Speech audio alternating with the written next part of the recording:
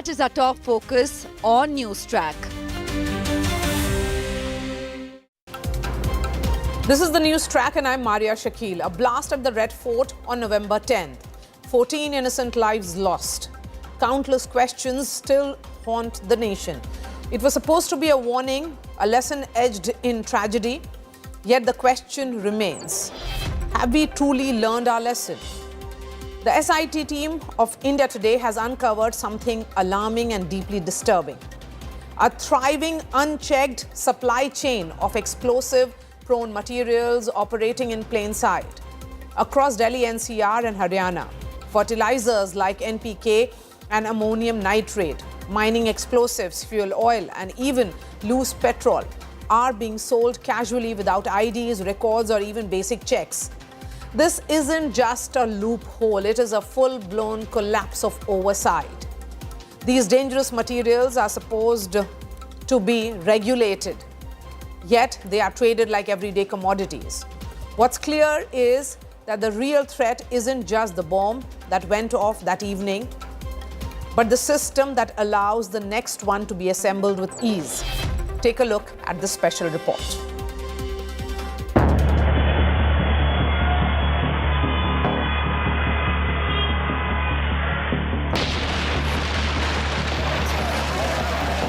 Investigators probing the Red Fort car bombing in Delhi claimed that white-collar terrorists had managed to amass 2,600 kilograms of NPK and more than 1,000 kilograms of ammonium nitrate from the villages around the Al-Falah University in Haryana's Faridabad district. In the aftermath, probe agencies have sealed the sales records of fertilizer shops in Nuh, Sona and Faridabad. But while the open sale of chemical fertilizers is prohibited, several outlets are selling them by fudging their records. Perhaps unaware that fertilizer chemicals like ammonium nitrate and urea are deadly when rigged with an IED. India Today's team went undercover to expose such outlets in Delhi, NCR and Haryana. We were surprised to find that within days of the Delhi blast, fertilizers like urea and NPK, fuel oil and explosives used in mining were easily available. These are the same ingredients used in the November 10th Red Fort blast.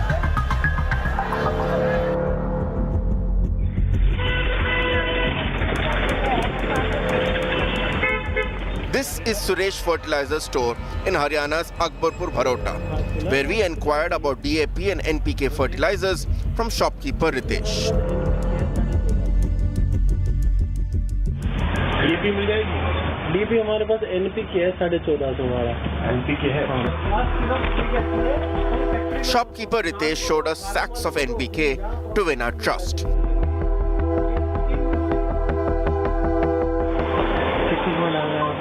Farm house में registration कर देंगे उसी time आपका. अरे वो form का ही जो किला number होगा ना वही डाल देंगे, उसी से ही हो जाएगा. दिल्ली का है. और क्या चाहिए भाई? यही चाहिए 10 कट्टे, 10 कट्टे DAP से तो NPK आपको. तो आप DAP प्रेफर करोगे तो DAP भी हो जाएगा. उसके 1360 रुपये का रेट है. तो जो आप कहोगे NPK का NPK, DAP कहोगे DAP भी मिल जाएगा. ठीक है रितेश भाई. We clarified to Ritesh that we did not have an Aadhaar card and that we needed to take the 20 bags of fertilizer to Delhi. Despite this, Ritesh struck a deal with us, saying that he would show the sale against his own land holdings. लेकिन हमारे पास हम बोल रही है दिल्ली में तो दिक्कत हो जाएगी ना. नहीं ये भेज देना टेम्पो गाड़ी भेज दी. वो हम हमारी अड्डा के बाकी और तो कुछ नहीं होगा. अगर आपका रजिस्ट्रेशन तो मैं ट्राई कर लूँगा, हो जाएगा तो ठीक है, नहीं तो कोई ज़रूरत नहीं है. ठीक है, ठीक ठीक ठीक, thank you.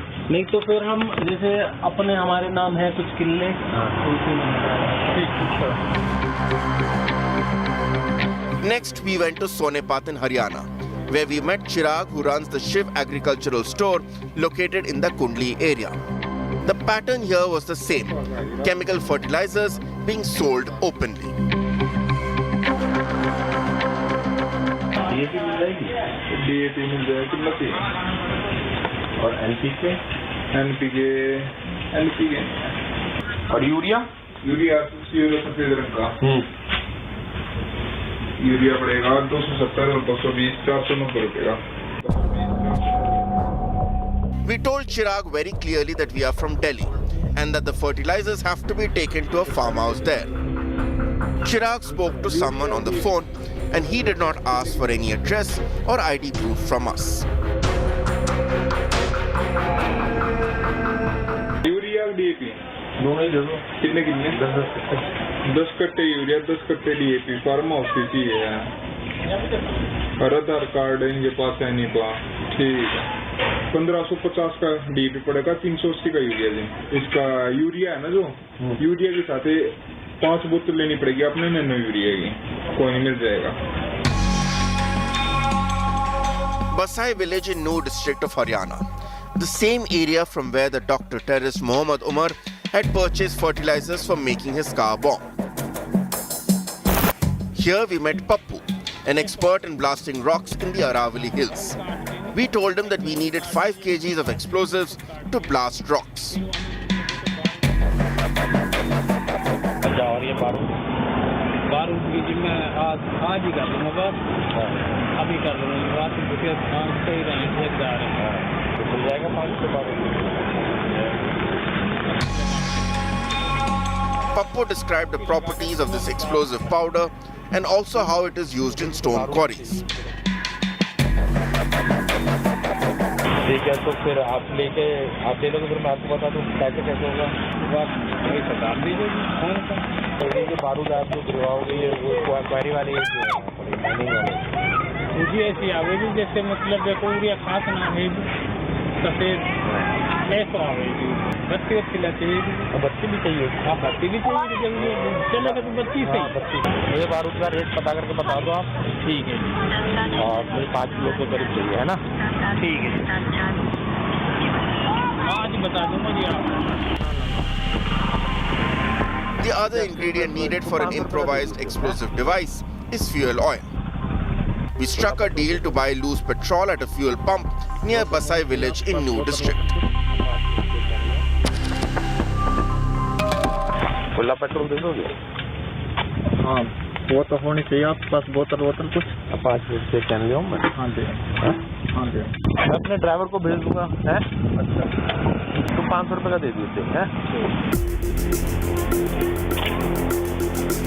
We just showed you how easy it is to go around shopping for all the ingredients that make up a lethal crude bomb.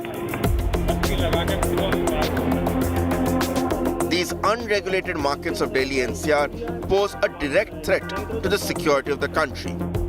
For a few thousand rupees, one can easily procure urea, NPK, ammonium nitrate, mining explosives, and loose petrol. Anytime, anywhere. With Nitin Jain and Rajesh Khatri, it's a special investigation report for India Today.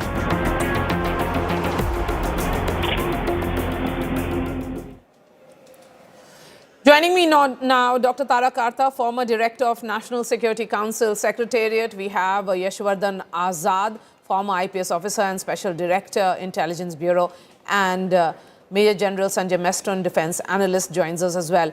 Yashwardhan Azad, your reaction on this investigation. One may say that we all know how easily it is available, but can there be regulation? Well, you know, in a country like Australia, there is a very strict regulation and they have been able to do it.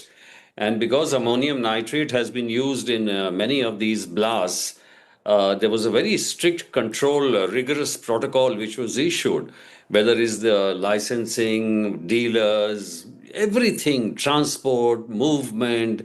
There's a P1 form, there's a P3 form.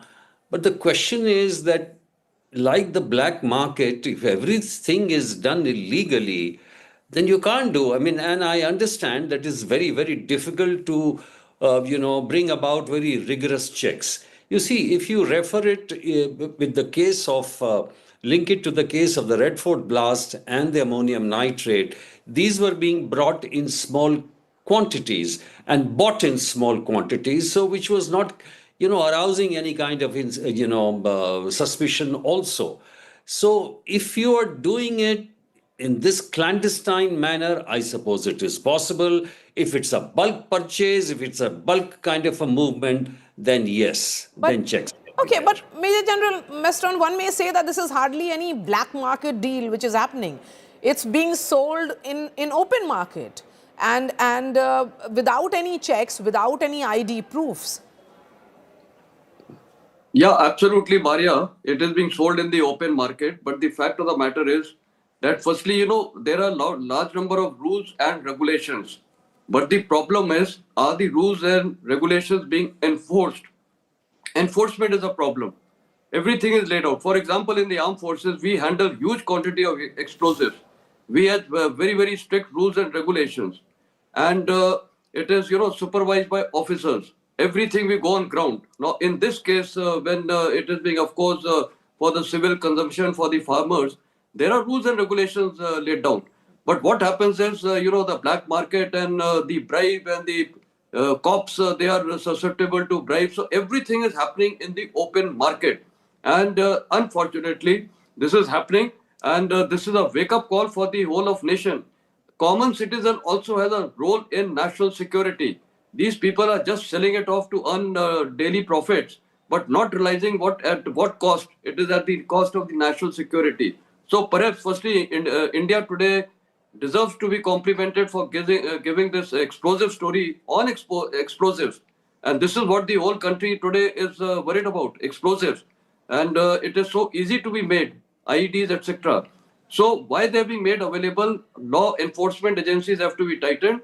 And perhaps there is a necessity of, we have territorial army. Today we can use a lot of armed forces people, retired people, Jawans, etc., who with high integrity. We have to have some checks and balances. In every system, if there are no checks and balances, then this will happen. Okay. What Mr. Azad also highlighted, in the open market, it is being sold. People are looking to make daily profits. And this is exactly what is happening. Okay, let me bring in Dr. Tara Karta now. Dr. Tara Karta, the larger question is that if it is, if it's for the use of fertilizers and the manner in which it is being sold, urea, for example, then it is being seen that it is being used by the farmers for farming their lands. The assumption is that it will be positive, but in the hands of terrorists, it will have an implication of this nature, because some of these fertilizers are lethal, some are not. Hey, good story, by the way. The thing is, see, this whole thing comes under one very obscure department. I checked as to see where it is, what are the licenses involved. There's some department called Department of Promotion of Industry and Internal Trade. Why do you have this at all? Right now, to be honest, let's face it, there are tons of fertilizer being moved around. I mean, and perfectly legitimate reasons.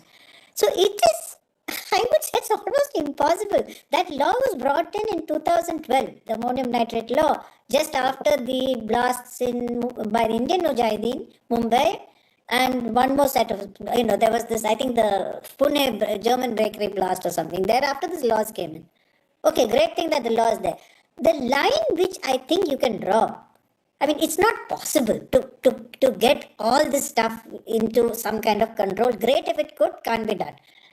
You could, however, draw the line at an actual explosive, which that man was selling blasters, he was selling, stuff for mining. That is where you can possibly put in more controls. But also, I think as of now, Marya, we've got too many laws. You need to somehow, bring this under, why is it under Ministry of Commerce? I don't know. When this government came in, I remember when the BJP came in, one of the first things they did was try to reduce the number of laws. I don't know what happened to that. I mean, we've got laws for everything, but nothing gets, like the General Mason said, nothing actually gets implemented. But somewhere that line has, where you cross into actual explosives and detonators, that line has to be strengthened and not under the Ministry of Commerce. Okay, so perhaps the other ministries should come in. Yes, Yashwardhan Azad, sir, go ahead. You see, in United States or European Union or UK, I mean, there are the protocols which are laid down, for example, reporting suspicious transactions and things like that. But the issue is no matter how much you do, there will be a slip through the cracks. And ultimately, all this has to come under the purview of the intelligence, with community policing, the contacts. And even if you look at the Al-Falah case, here we are talking about controls and protocols. I mean, so much of movement, many times, so many cars being used, not one person reported. That's a failure of the society, and that's a failure of community policing, that some were quiet because of fear, some were complicit, and some were just aloof, and nobody was there. There were no institutional protocols, there were no institutional oversight. So this kind of a thing can only come by hard enforcement or intelligence or community policing, or society wake up. Okay, so the society has to wake up, and Major General Mestron was also pointing out that there is a role of the community at large. Major General Mestron, please go ahead. I'll give the last word to Dr. Tarak Artha. Yeah, I think the issue which we have been discussed is very, very clear. This has got national security implications.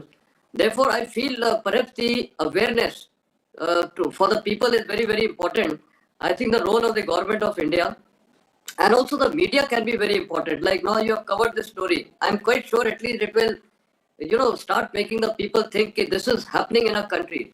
So media can do a lot of education on all these things, like community policing as highlighted by Mr. Azad also. I think these are the, what is community policing? Anyone in the village, he should be aware that these are the wrong things happening. These are the people are moving under suspicious circumstances. Therefore, these people should have, the numbers of people in higher ups, police or whatever it is. And these reports should be given to them so that there is a check and balance. Everything starts from the village level, from the shop level. And there are so many people who are just moving around, observing so many things. So I think the media can tell people that they need to observe everything. They need to report anything which they find suspicious. And if they find anyone making profits on all these lines of, selling these illegal materials to illegal people, like now this, your team has checked up for the rocks, blasting of the rocks. Imagine the detonators and, gelatin sticks, everything being sold so openly. No licenses, nothing. So therefore, what the thing is, media education, of course, tough enforcements. We can create some organizations. I'm telling once again, from the armed forces, there are so many retired people. Create them as territorial army. Yes. Let them do something on ground to check all this. Yes, because the fear has to be there. Yes. Yeah. So, Dr. Tarak Artha, the fact is that the terrorists are coming up with new modules, and they are looking at ways of making explosives. That has to be understood, and hence our preparations and regulation has to match up to that. Gosh, that's a really tall order, Marya. The only thing is, these are, in this case, these are doctors. So one assumes they know basic chemistry, right? When you cross over to RDX, then you're in a different ballgame, right? Someone has to teach you to do that. You have to try it out. You have to make sure. These guys, I'm really surprised they didn't try out some crude bomb first, which is probably why it blew up in Red Fort. But those are the traces you can pick up. But you cannot really, and one more thing, if I can just quickly say this, you'll find much of this activity is concentrated in known criminal areas. So that's something, I think in those areas, you need your intel pickup should be much faster. Like, no, this area, we know it's a hotbed of criminal elements. Okay. There's other parts. So that's one way we could go. All right, Dr. Tarak Artha, Major General Mestron and Yashwardhan. The real threat isn't just the bomb that went off that evening, but the system that allows the next one to be assembled with ease. Take a look at the special report.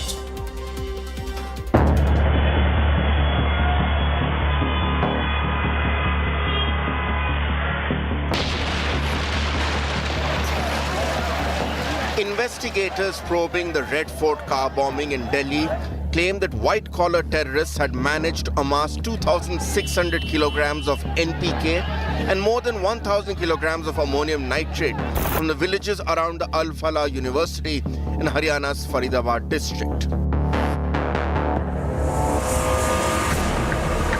In the aftermath, probe agencies have sealed the sales records of fertilizer shops in Nuh, Sona and Faridabad. But while the open sale of chemical fertilizers is prohibited, several outlets are selling them by fudging their records.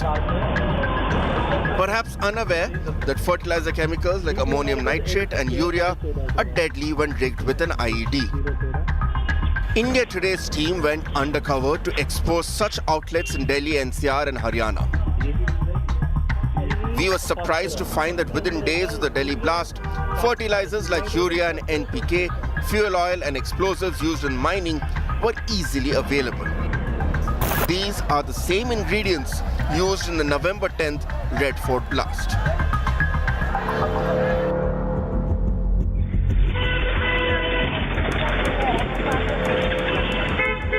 This is Suresh Fertilizer Store in Haryana's Akbarpur Bharota, where we inquired about DAP and NPK fertilizers from shopkeeper Ritesh. DP मिल जाएगी DP हमारे पास NPK है 1450 वाला NPK है Shopkeeper Ritesh showed us sacks of NPK to win our trust.